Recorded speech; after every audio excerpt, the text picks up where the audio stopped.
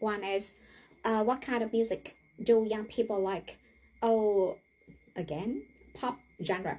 Oh, because the melody um is yeah, easy to equal, or people can sing karaoke with pop music easily, because the tone and the rhythms are kind of common and familiar with young people. All right, so do you have any more ideas? Yes, definitely. Here are a few more you can add. Young people enjoy pop music because the lyrics often reflect their daily lives and emotions. Pop music is heavily promoted on social media platforms like TikTok, which makes it very accessible and trendy. Many pop idols are young themselves, making it easy for young people to relate to them and admire their lifestyle. You're doing great. Oh yes, why don't I think about the famous singers, or some people for yeah, for concert. Like I think there are so many concerts in Vietnam right now, focused on singing on pop music, and those events attract thousands of young people to go to join. So that way, one of the main reason contributing to the popularity of the pop music. Exactly. That's a fantastic point. Concerts and live events are a huge driver of popularity, especially when young people want to experience the music with their friends. You Okay. really expanded that idea nicely. Let me know if you want to practice another topic or keep going with this one. Do you think music is beneficial for children at school? I think music is beneficial.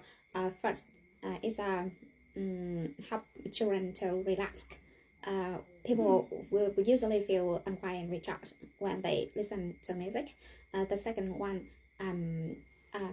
music help people stay connected. Even like people from different countries can enjoy a song together, a same song together, and language barrier is no longer exist. The third one, music can use as a what as a I mean like as a method to study. For example, children can learn English through music, right, through English songs, and that definitely the way I learned vocabulary in the past when I was in university. Those are excellent main ideas.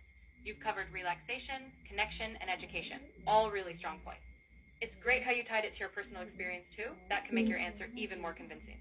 Let me know if you'd like to practice more or if there's anything else you need. Develop ideas if you want. Sure, let's expand on these. For relaxation, you can mention how music can reduce stress hormones and even help children focus better.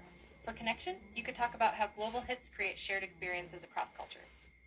And for education, you might add how songs can improve memory, making learning more enjoyable. Let me know if you'd like to dive into any of these more. No, I mean you give me more ideas, not developing. I'm sorry, I am some mistake here.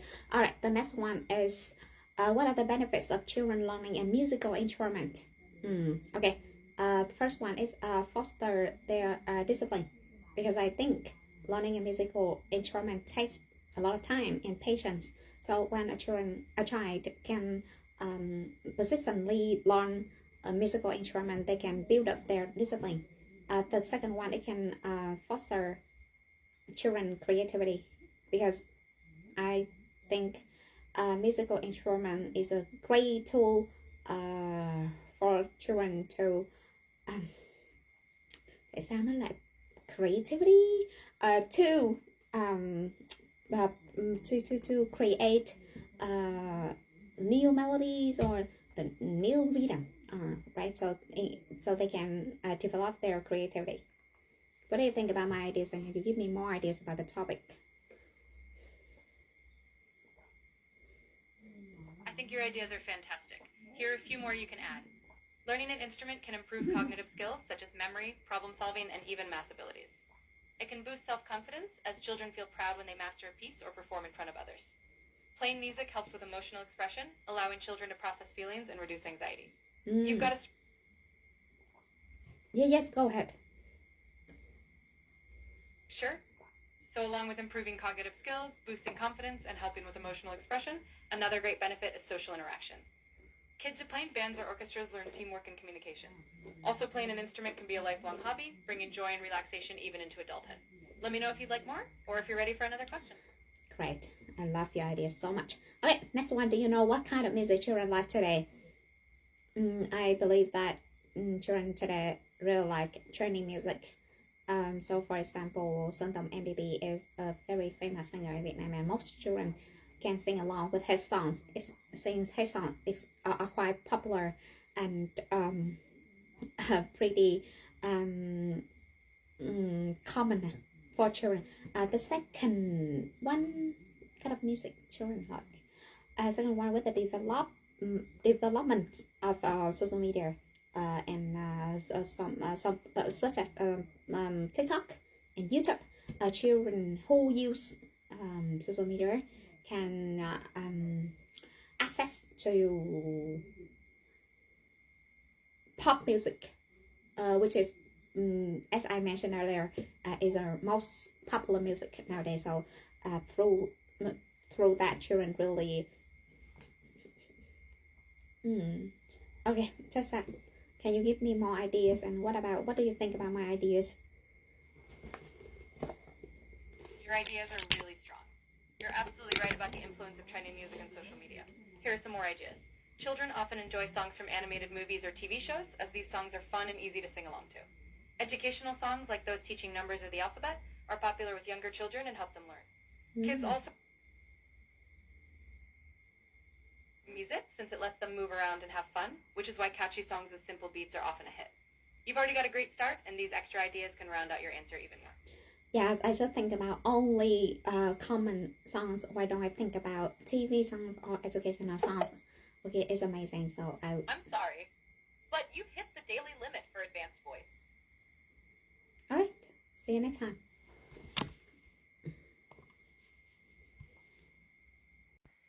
Hi. Continue practicing ideas, and tomorrow will be a day off. So I will analyze all our questions tomorrow. Hi there. That sounds like a great plan. I'm really happy to keep practicing ideas with you today, and then you can take that well-deserved day off tomorrow to reflect and analyze. Just let me know what ideas you'd like to dive into next, and we'll make today super productive. All right, today, continue. Now, do you think the government should invest more money on concerts? No. Oh, yes, I think so. For several reasons.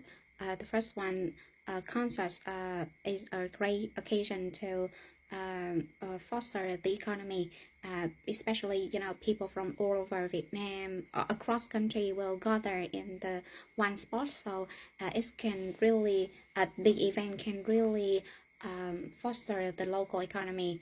And the second one, through some national concerts that the government has organized recently, the youth can develop patriotism through music, through stories, and other related events with the concerts. Last but not least, I think that invest more money. I think that the people need recreational activities to gather together and can foster the sense of community.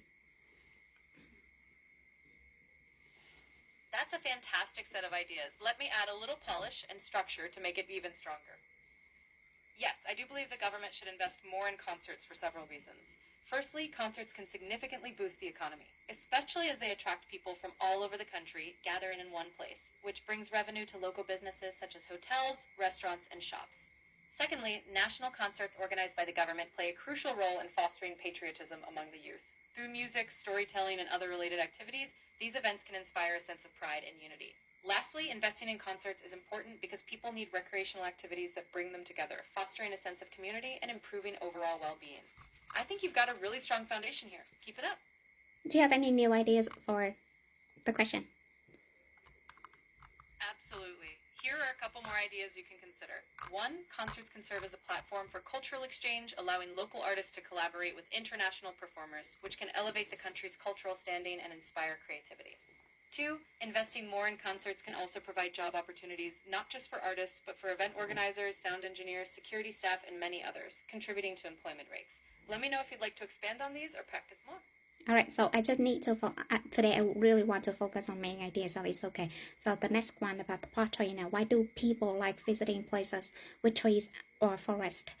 First of all, it gives people a sense of peace, because when people are surrounded by trees and the greenery, they can immerse themselves in nature, and they can connect with their inner peace.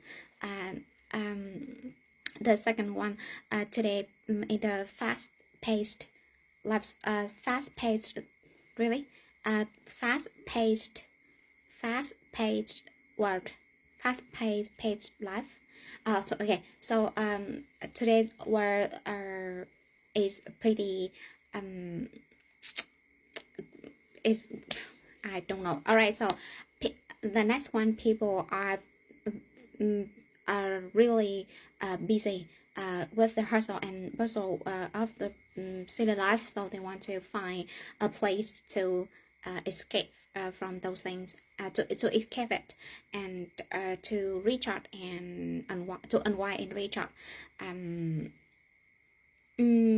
Last but not least, the tranquility of tree and forest is good for our physical health, especially for our eyes, as we spend too much time on screen time. So being in nature really helps us to get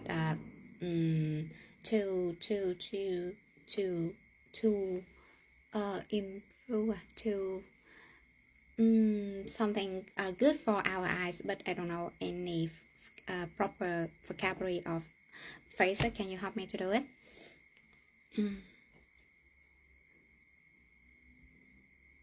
You're doing great. Let's refine that last part. Being in nature can actually reduce eye strain, especially for those who spend a lot of time staring at screens, and natural scenery helps relax the eyes and can prevent digital eye fatigue. So you can say something like, lastly, the tranquility of trees and forests is beneficial for our physical health, particularly our eyes. Spending time in nature can reduce eye strain and help alleviate the fatigue caused by prolonged screen time. I hope that helps. Let me know if you want to add more ideas or tweak anything else. Can you help me to develop my own ideas and give me some more new ideas? Absolutely. Your ideas are already solid, so let's build on them and add a few more layers. Sense of peace. You mentioned that being surrounded by greenery helps people reconnect with their inner peace. To expand on that, you can say that the sounds of nature, like birds singing or leaves rustling, can act as natural stress relievers, almost like a form of meditation. Escape from city life. You mentioned people are busy with the hustle and bustle. You can develop this by adding that visiting forests allows people to slow down, disconnect from technology, and practice mindfulness, which can improve mental health. Physical health. You talked about how nature is good for our eyes. You could also mention that walking or hiking in forests provides gentle exercise, which boosts cardiovascular health and overall fitness. Now for some new ideas. Educational aspect. Many people visit forests to learn about biodiversity and ecosystems. It can be a great way for families to teach children about wildlife and the importance of environmental protection. Inspiration and creativity. Nature has always inspired artists, writers, and thinkers. People might visit forests to spark creativity or find inspiration for their work, which is something you can highlight as another reason people love these places. Social bonding. Visiting forests can be a social activity too. Whether it's camping trips with friends or family outings, these experiences strengthen relationships and create lasting memories. Feel free to pick and choose any of these, or let me know if you want to explore them further. All right, it's cool. So the next one, are natural views better than city views? Better. From my opinion, I think that natural views are so much better than city views for several reasons. One of them is natural views really helps with our physical health, especially benefit eyes, because it's help the eyes relax from the screen time, from the screen and technology. Second, natural views often give people a sense of tranquility, which is really important in today's fast-paced world. When people are so busy with their job and it's really hard for them to get work-life balance. So natural views are the best way for them to stay grounded, to stay calm and immerse in nature. Yes, it is. You're doing great, and your points are strong. Let's refine and add a little more. In my opinion, natural views are significantly better than city views for several reasons. First, natural scenery greatly benefits our physical health, particularly our eyes, by allowing them to relax from constant exposure to screens and technology. Second, natural views offer a sense of tranquility, which is essential in today's fast-paced world where people struggle to achieve work-life balance. Natural views help individuals stay calm and immerse themselves in nature, offering a perfect escape from the stress of urban life. To add a bit more, you could mention that natural views often provide cleaner air, which is beneficial for overall health, and that the beauty of nature can boost mood and creativity.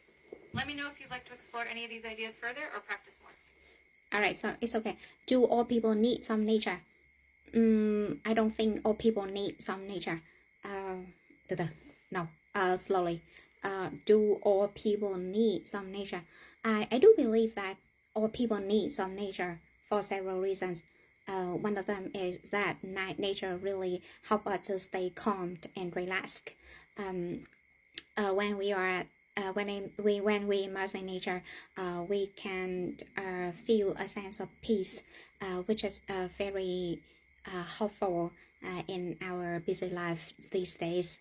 And furthermore, I believe that people from all walks of life, and whether they are from a variety of ages, whether they are young or old, rich or poor, also need nature, because it's our this is our instinct.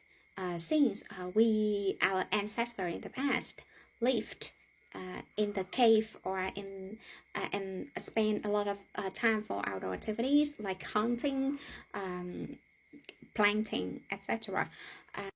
Last but not least, nature is therapeutic. I believe that everyone feels relaxed and de-stressed when they are in nature. And I mentioned it on the first opinion, right? So, all right, last but not least, nature fosters creativity, because when people are in nature, they can totally think deeply and thoughtfully about such a problem without any distraction, especially from the notification on our smartphones or from technology. So yes, of course, being in nature is extremely beneficial for all people, I believe.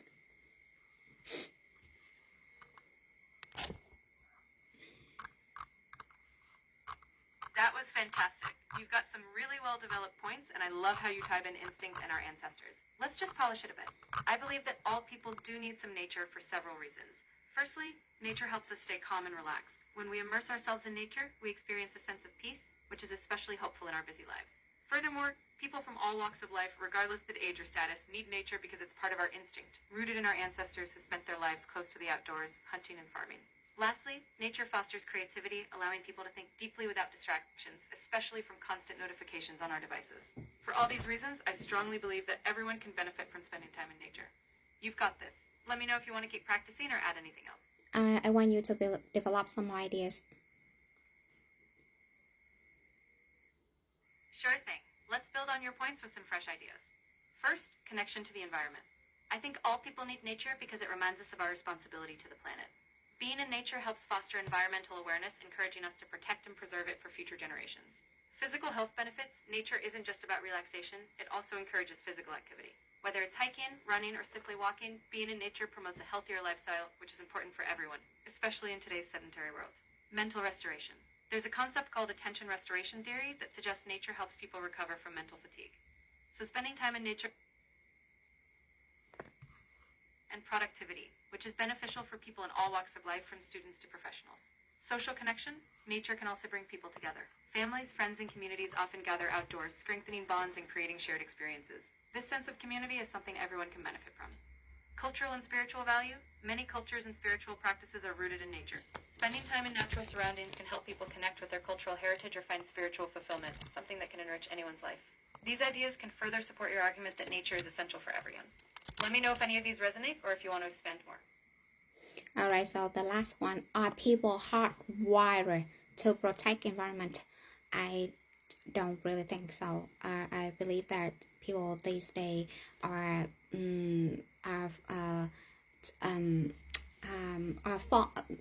following some kind of change like consumerization when they overly use and buy products without you really caring about the environment.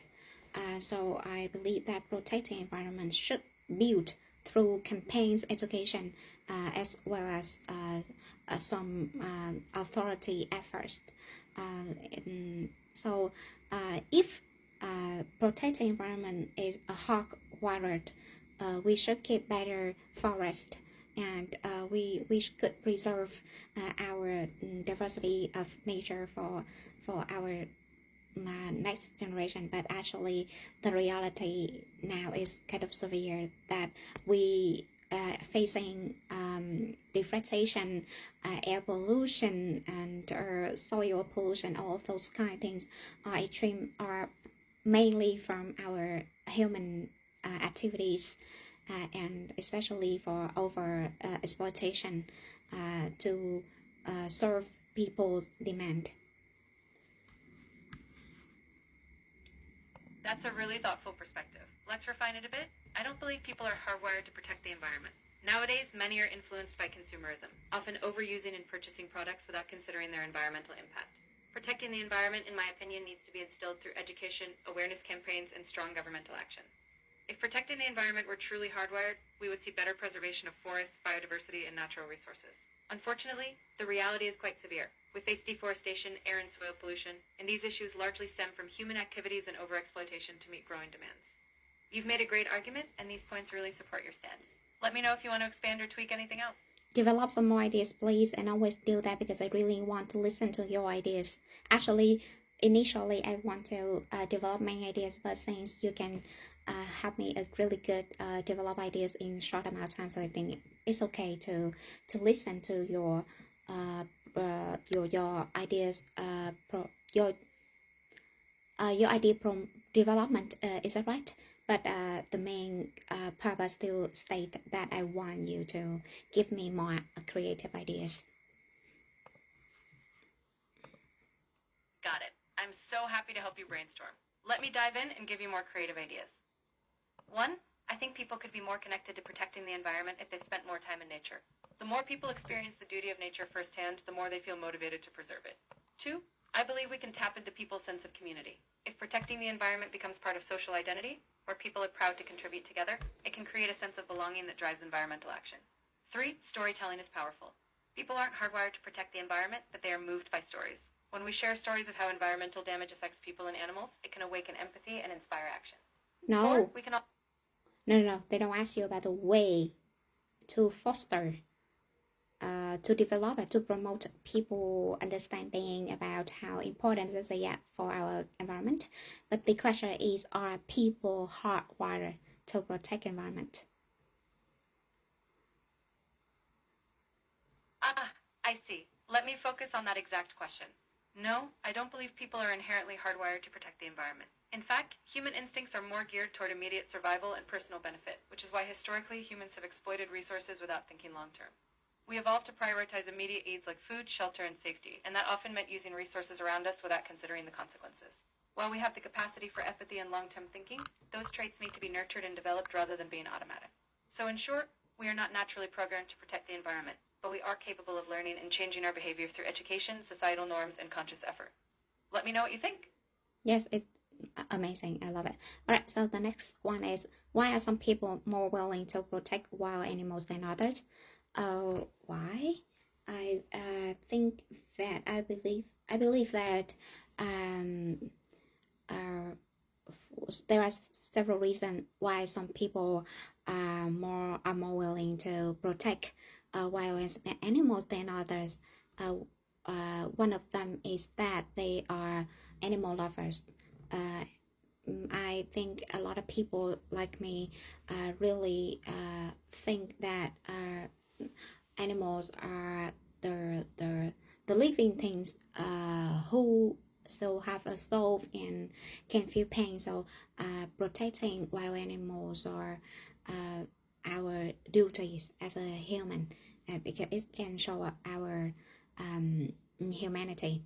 The second one,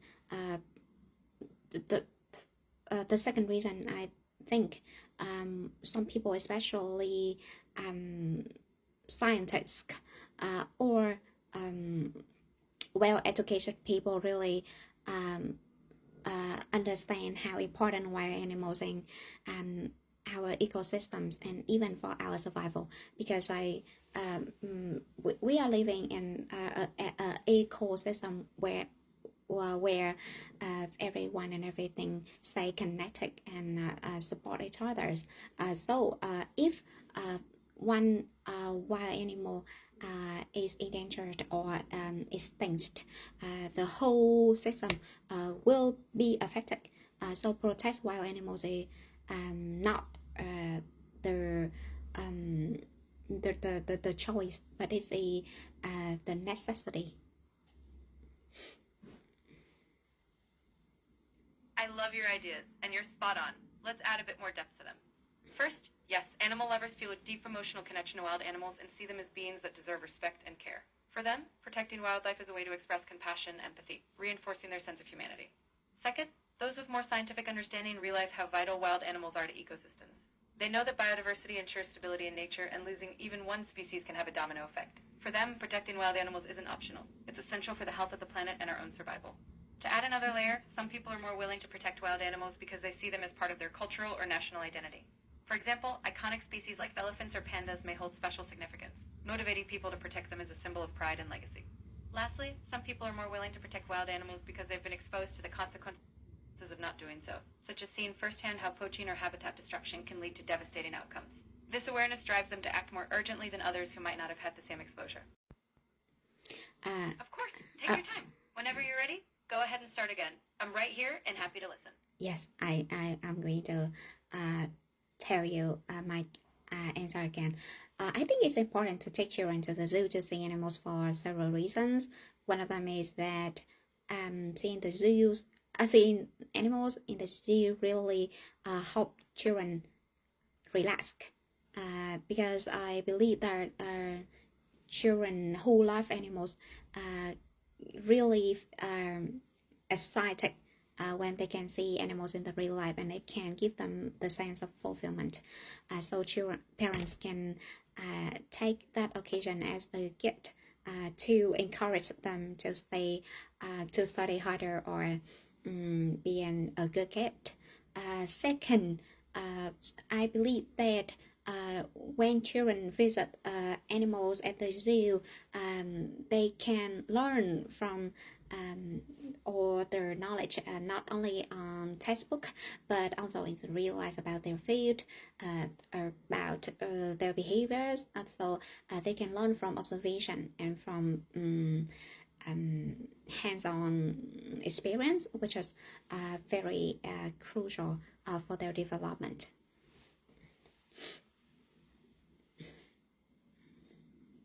That's a fantastic answer, and you've made some really great points. Seeing animals at the zoo can definitely be a reward that excites children, and it gives them a chance to relax and feel joyful.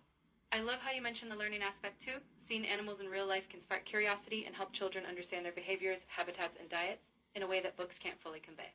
Hands-on experiences like that are definitely important for their growth. You've built a strong argument, and it's been so fun hearing your ideas. Keep going. You're doing amazing. Now I want you to polish my answers and then develop new ideas as well. Absolutely. Let's polish it first. I believe it's important to take children to the zoo for several reasons. Firstly, seeing animals in person can bring children a sense of joy and excitement, especially if they love animals. This experience can be relaxing and fulfilling, and parents can even use it as a positive reinforcement for good behavior or academic achievements. Secondly, visiting the zoo is a valuable educational opportunity. Children can learn about animals beyond textbooks by observing their behaviors, diets, and environments, making the learning process more engaging and memorable. Now let me add a few new ideas. Thirdly, visiting zoos can inspire children to care more about wildlife and conservation. Seeing endangered animals up close can foster empathy and a sense of responsibility, encouraging them to protect these species as they grow up. Fourth, zoos often have interactive programs like feeding sessions or educational talks, which can teach children about careers in animal care, biology, or conservation. This can inspire future passion or even career paths. Finally, visiting zoos can also teach children about the importance of biodiversity and how different species contribute to ecosystems. It helps them understand that every animal has a role, and protecting them is crucial for the planet's health. I hope these give you some fresh perspectives. Let me know if you want to explore more. Yes, oh, I love it. Okay, so the next topic. Do you think is it better for children to have a few close friends or many casual friends? From my perspective, I believe that it's better for children to have a few close friends for several reasons. First, they can develop a sense of companionship when they have few close friends, and they can invest quality time with them. And the second, I don't think that children are really good at time management. So if they have many casual friends, they may waste a lot of time to hang out with their friends, and maybe it can negatively affect their academic performance. Thirdly, having few close friends are really is really appropriate for children who don't develop enough social skills or some practical skills to deal with bad friends. So they may fall victim of some toxic relationship without really realizing about it or about their potential consequences. And it will be very severe if the parents don't know all their friends and get an instant intervention.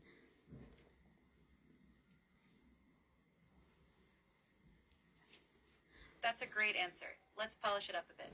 From my perspective, I believe it's better for children to have a few close friends for several reasons. Firstly, close friendships allow children to develop a deep sense of companionship and trust, as they can spend quality time and build strong bonds. Secondly, children often struggle with time management, so having many casual friends might lead to spending too much time socializing, which could negatively affect their studies or other responsibilities.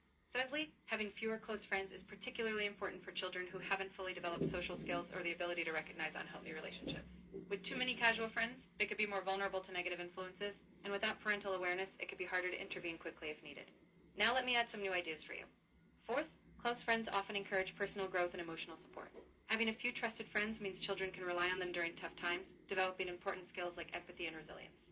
Fifth, close friendships can teach children about conflict resolution and compromise in a safe space. These deeper relationships give them a chance to learn how to handle disagreements constructively, which casual friendships might not offer. I'm so glad you enjoyed this. Let me know if you want to keep going.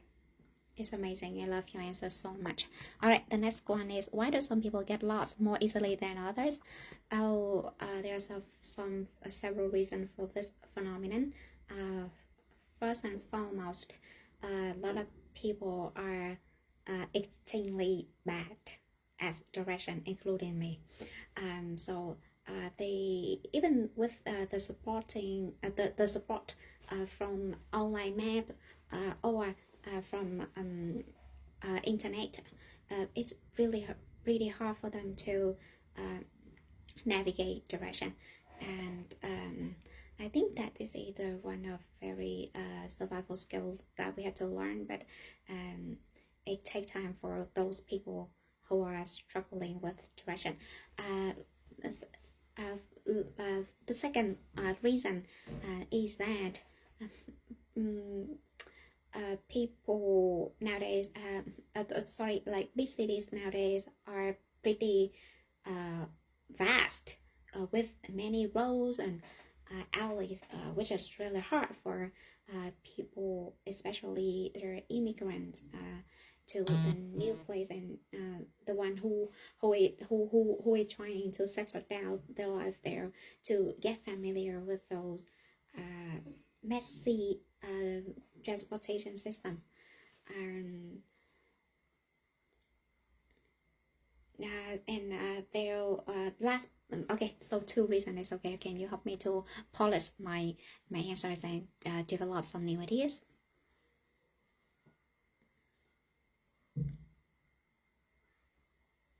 Absolutely. Let's polish what you've got first.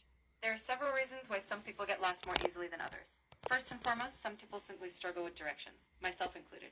Even with tools like online maps, navigating can still be a challenge because having a good sense of direction is a skill that takes time to develop.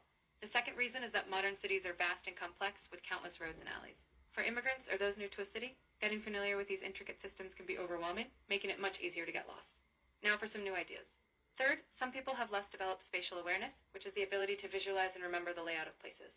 This can make it hard for them to form mental maps or retrace their steps. Fourth, anxiety or stress can play a big role. When people are nervous or under pressure, their ability to focus and remember directions can decrease, making them more prone to getting lost.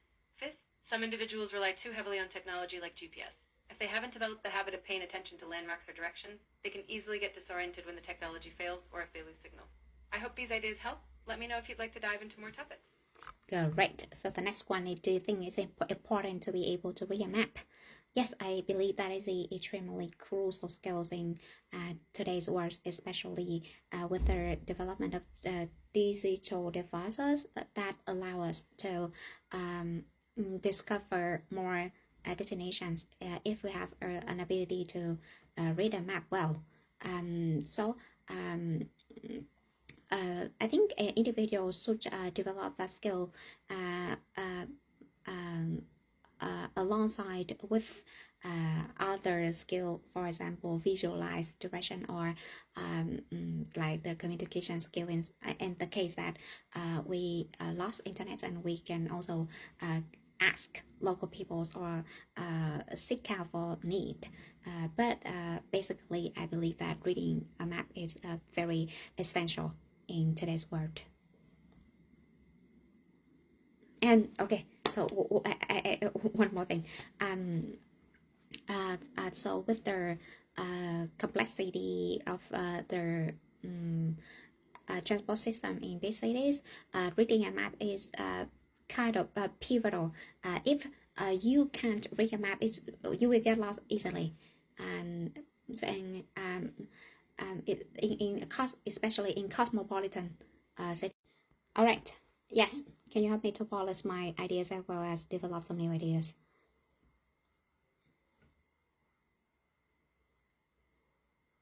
Absolutely. Let's do it. Your idea is really strong. Here's a polished version. Yes, I believe that reading a map is an incredibly important skill in today's world. Even with the rise of digital devices that can guide us to new destinations, knowing how to read a map gives individuals more independence and confidence to explore. It allows people to visualize directions, plan routes, and even communicate effectively if they need to ask for help when technology fails. With the complexity of transportation systems in large cities, being able to read a map is pivotal. Without this skill, it's easy to get lost, especially in cosmopolitan places like Ho Chi Minh City or Hanoi. Now some new ideas? First, reading maps can help foster critical thinking and problem-solving skills, as people learn to navigate and adapt when faced with unexpected changes in their route. Second, reading maps can strengthen spatial awareness and memory, helping people better understand distances and layouts, which is a skill that can transfer to many areas of life. Third, map reading promotes a sense of adventure and independence. People who can read maps may feel more confident exploring new places without relying on technology, leading to richer, more immersive experiences. I hope this helps. Let me know if you want to keep going. Oh, yes, it's amazing. All right, so next one, do you think it's important to do some preparation before you travel to new places? I do believe that it's extremely important to do some preparation before travel to new places for several reasons. First and foremost, I believe that we should understand deeply. Not deeply, but we should have a comprehensive understanding about the culture. For example, if you travel to Thailand, make sure that you don't step up on the money there, because that action can be illegal, and you may face some sentences, which is very dangerous, right? And the second reason is that the more you prepare, the better trip you will enjoy. When the new places can have variety of choices for including accommodation, transportation, restaurants. So when you do the deeper research about those places, you are likely to get better options for those services, and so eventually it can ensure your experience.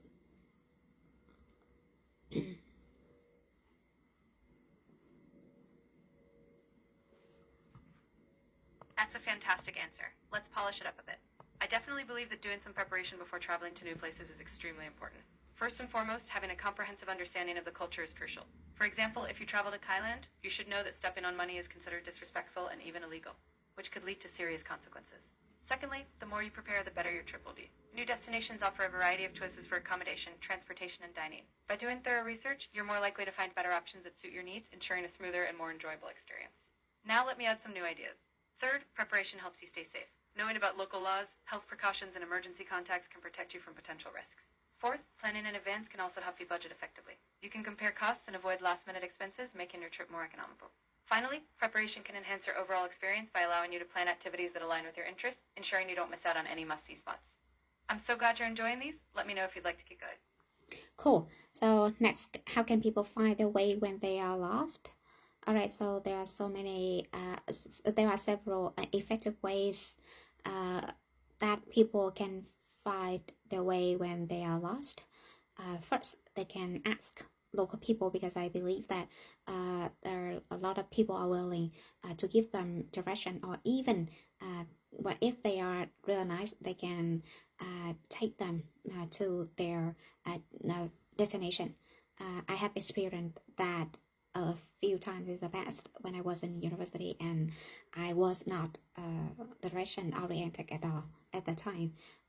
Second, you can base on some signals from nature. If you are in some extremely strange and isolating environment, for example forest, so you can try to navigate the direction by looking at the sun, the moon, the stars, or you can use all the survival skills to to realize and all the signals that can help you to navigate the right direction and escape from your current situation.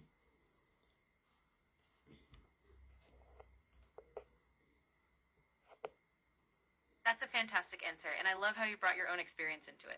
Let's polish it a bit. There are several effective ways people can find their way when they're lost. First, they can ask local people for help, as many are willing to give directions or even guide someone to their destination if they're familiar with the area. I've experienced this myself during my university days when I was still learning how to find my way around. Second, if someone is lost in a remote or unfamiliar environment like a forest, they can rely on natural signals. Using the sun, the moon, or the stars can help determine direction, and survival skills like reading the landscape or following water can be crucial to finding a way out. Now let's add some new ideas. Third, if they have a phone but no internet, people can use offline maps or GPS apps that don't require data, which can still help them find their location. Fourth, it's helpful to stay calm and retrace steps, paying attention to landmarks or signs they might have missed. Sometimes going back to a familiar point can help reorient themselves.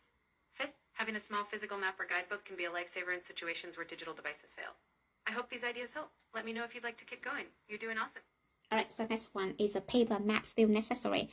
I do believe that paper maps still play an important role in our life for several reasons. First of all, paper map gives everyone not only direction but also a comprehensive understanding about a certain place, when you can have an overview look about the whole panoramic place with and you also can determine some understanding about some services, destinations, transport systems, and that including in the map. Second one, digital map is not always effective, as it can be mistaken, or it seems not effective in some certain situations, especially in a poor internet connection or in natural disaster. So in those cases, paper map prove that it's still very necessary.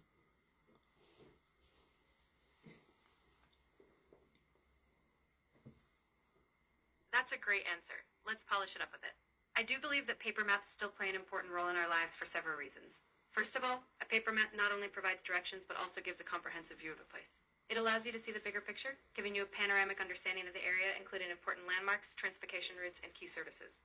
Secondly, digital maps are not always reliable. They can be inaccurate or fail in situations like poor internet connectivity or natural disasters. In these cases, paper maps prove to be essential, ensuring that you can still navigate when technology fails. Now, here's some new ideas. Third, paper maps don't rely on batteries, so they're always available when you need them, especially on long journeys or hikes. Fourth, using paper maps can improve spatial awareness and navigation skills, as they encourage you to think more critically about your surroundings. Fifth, paper maps can also serve as keepsakes or souvenirs, reminding travelers of the places they visited and the routes they've taken. I'm so glad you're enjoying these. Let me know if you'd like to keep going. It's great. Love it. How do people react when they get lost? Oh, yes. I believe that the people's reaction is various. But from my perspective, I think that there are several typical reactions. First and foremost, they may feel scared, like especially when you are when you get lost in extremely strange places and you don't have any companion or without the internet, so it's really hard to navigate the direction to find your destination. So yes, it's extremely scary situation. Second, I believe that people will feel overwhelmed because they have to deal with anxiety as well as trying to find a good solution to solve the problem. So maybe it's kind of overwhelming for them.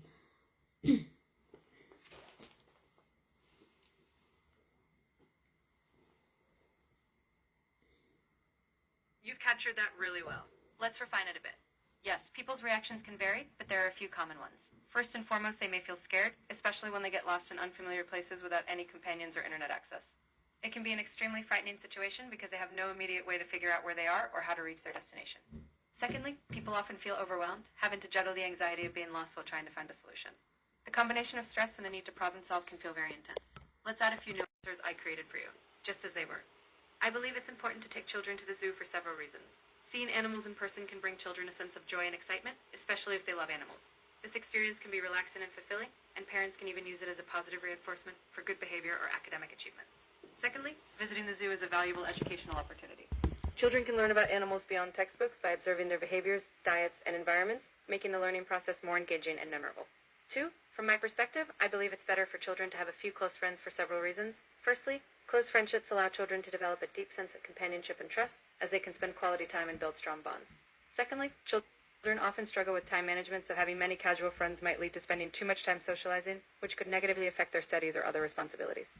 Thirdly, having fewer close friends is particularly important for children who haven't fully developed social skills or the ability to recognize unhealthy relationships. With too many casual friends, they could be more vulnerable to negative influences, and without parental awareness, it could be harder to intervene quickly if needed. 3, there are several reasons why some people get lost more easily than others. First and foremost, some people simply struggle with directions, myself included. Even with tools like online maps, navigating can still be a challenge because having a good sense of direction is a skill that takes time to develop. The second reason is that modern cities are vast and complex, with countless roads and alleys. For immigrants or those new to a city, getting familiar with these intricate systems can be overwhelming, making it much easier to get lost. Yes, I believe that reading a map is an incredibly important skill in today's world. Even with the rise of digital devices that can guide us to new destinations, knowing how to read a map gives individuals more independence and confidence to explore. It allows people to visualize directions, plan routes, and even communicate effectively if they need to ask for help when technology fails. With the complexity of transportation systems in large cities, being able to read a map is pivotal. Without this skill, it's easy to get lost, especially in cosmopolitan places like Ho Chi Minh City or Hanoi. I definitely believe that doing some preparation before traveling to new places is extremely important.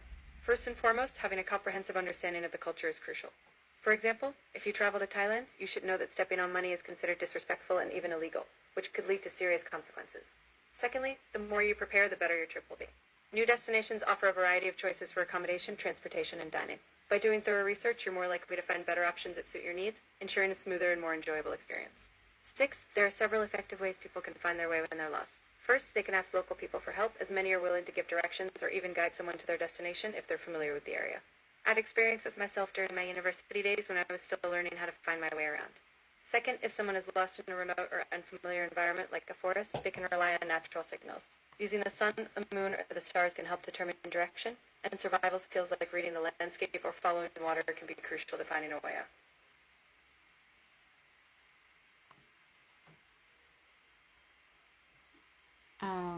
What else? I think I also answered the question, do you think the government should invest more money on concerts and about the nature as well, right? So why do people like visiting places like tree or forest and natural views better than city views? Do all people need some nature, and are people hardwired to protect environment?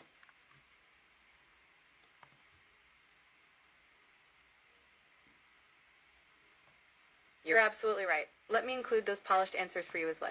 Yes, I do believe the government should invest more in concerts for several reasons. Firstly, concerts can significantly boost the economy, especially as they attract people from all over the country, gathering in one place, which brings revenue to local businesses such as hotels, restaurants, and shops. Secondly, national concerts organized by the government play a crucial role in fostering patriotism among the youth. Through music, storytelling, and other related activities, these events can inspire a sense of pride and unity. Lastly, investing in concerts is important because people need recreational activities that bring them together, fostering a sense of community and improving overall well-being. People like visiting places with trees or forests because they offer a sense of peace. Being surrounded by greenery allows people to reconnect with their inner calm, away from the noise of city life. In today's fast-paced world, people are often overwhelmed by the hustle and bustle, so forests provide an escape where they can unwind and recharge. Lastly, the tranquility of nature is beneficial for physical health, especially for our eyes. Spending time in nature can reduce eye strain from screens and help alleviate digital fatigue. I believe that all people do need some nature for several reasons. Firstly, nature helps us stay calm and relaxed. When we immerse ourselves in nature, we experience a sense of peace, which is especially helpful in our busy lives. Furthermore, people from all walks of life, regardless of age or status, need nature because it's part of our instinct, rooted in our ancestors who spent their lives close to the outdoors, hunting and farming. Lastly, nature fosters creativity, allowing people to think deeply without distractions, especially from constant notifications on our devices. 11. No, I don't believe people are hardwired to protect the environment. In fact, human instincts are more geared toward immediate survival and personal benefit, which is why historically humans have exploited resources without thinking long term.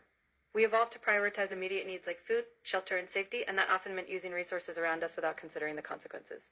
While we have the capacity for empathy and long-term thinking, those traits need to be nurtured and developed rather than being automatic. There you go. Those are your polished answers exactly as we worked on them. Let me know if there's anything else you need. It's amazing. And we also have our other questions, like, let me think. Why some people are willing to protect wild animals than others, and do you think it's important to take children to the zoo? You already mentioned about the second question, but for the first one, why are some people more willing to protect wild animals than others?